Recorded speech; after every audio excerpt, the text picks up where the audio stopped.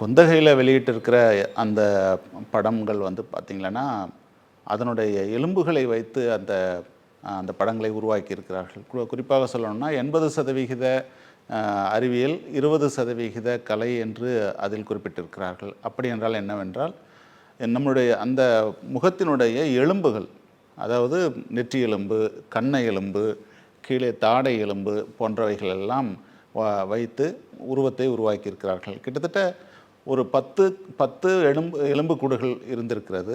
அந்த எலும்புக்கூடுகளில் ஓரளவுக்கு சிதையாமல் இருப்பதை எடுத்து அந்த பணியை செய்திருக்கிறார்கள்.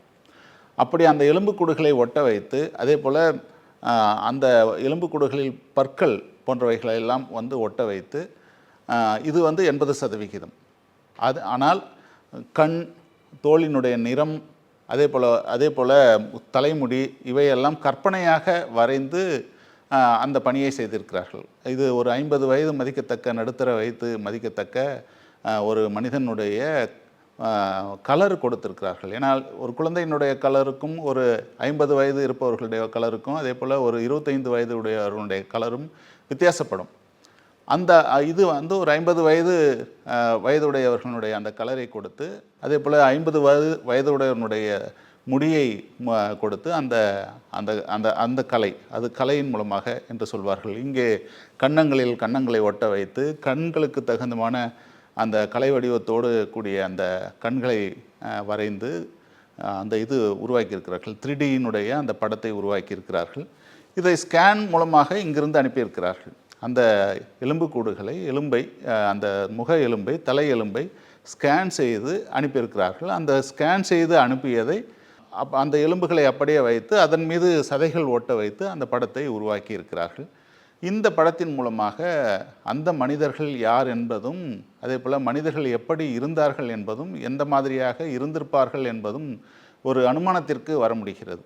ஆய்வில், அதாவது ஒரு நகரிகத்தை வடிவமைக்கின்ற ஒரு ஆய்வு என்று சொல்லும் பொழுது, முதலில் அகழாய்வு செய்வார்கள். அகழாய்வு செய்து அங்கே இருக்கின்ற கலைப்பொருட்களை எல்லாம் எடுப்பார்கள். அங்கே இருக்கின்ற மனித கூடுகளை எடுப்பார்கள். அந்த மனித கூடுகளை எடுத்து இவர்கள் எந்த வகையான மனிதர்கள் என்பதை ஆராய்வதற்காக அனுப்பி வைப்பார்கள். அப்பொழுது, அதாவது மனிதர்களும் பல வகைகள் இருக்கிறார்கள். காக்கசாய்டு, நீக்ராய்டு, ஆஸ்ட்ரலாய்டு, அதே போல் மங்கோலாய்டு என்று ஒரு 4 வகை உலக அளவில் இந்த மனிதனை வந்து வகைப்படுத்தி வைத்திருக்கிறார்கள். இந்த வகைகளில் இங்கே இருப்பவர்கள் ஆஸ்ட்ரோ சவுத் இண்டியன், அல்லது ஆஸ்ட்ரோ ஏசியாட்டிக் என்று அந்த வார்த்தைகளை கூறுகிறார்கள்.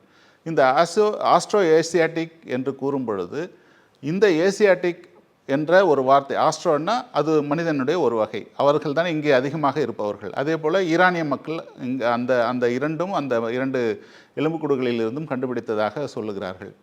ஆஸ்ட்ரோ ஏசியாட்டிக்கில் அந்த ஏசியாட்டிக் என்று சொல்லும்போது தென்னிந்தியாவில் மட்டுமே வாழக்கூடிய ஒரு இனம், அந்த இனம் இங்கே இருந்தது என்பதின் மூலமாக அந்த கீழடி கொந்தகையில் இருந்தவர்கள் வாழ்ந்திருக்கிறார்கள் என்பதனுடைய அடிப்படையில் இந்த தென்னிந்தியாவில் அவர்கள் இருந்திருக்கிறார்கள் என்று வகைப்படுத்தி வைத்திருக்கிறார்கள். ஒரு தெளிவு ஏற்பட்டிருக்கிறது, இவர்கள் எந்த வகையான மக்கள் என்பதற்கான ஒரு தெளிவு ஏற்பட்டிருக்கிறது. ஏனென்றால் இந்தியா முழுக்க பார்ப்போமானால் காக்கசாய்டு மக்கள், யூரோப்பியன் காக்கசாய்டு என்பவர்கள் தான் ஆரியர்கள். அதே போல் மங்கோலாய்டு என்பவர்கள் சீன முகபாவம் கொண்டவர்கள், நார்த் ஈஸ்டில் இருப்பாங்க அவங்க. அதே போல் ஆஸ்ட்ரோ ஏசியாட்டிக் என்பவர்கள் தென்னிந்தியாவில் இருப்பவர்கள். அப்படி என்னும்போது ஆஸ்ட்ரோ சவுத் இண்டியன் என்று அந்த வகைப்படுத்தி, அந்த சவுத் இண்டியன் மக்களை தனியாக வகைப்படுத்தி வைத்திருப்பதனால் இங்கே இருந்த மக்கள் ஆரிய மக்கள் இல்லை என்பது மிக மிக தெளிவாக இங்கே புரிந்து கொள்ள முடிகிறது. அவர்கள் ஆரிய மக்கள் இல்லை.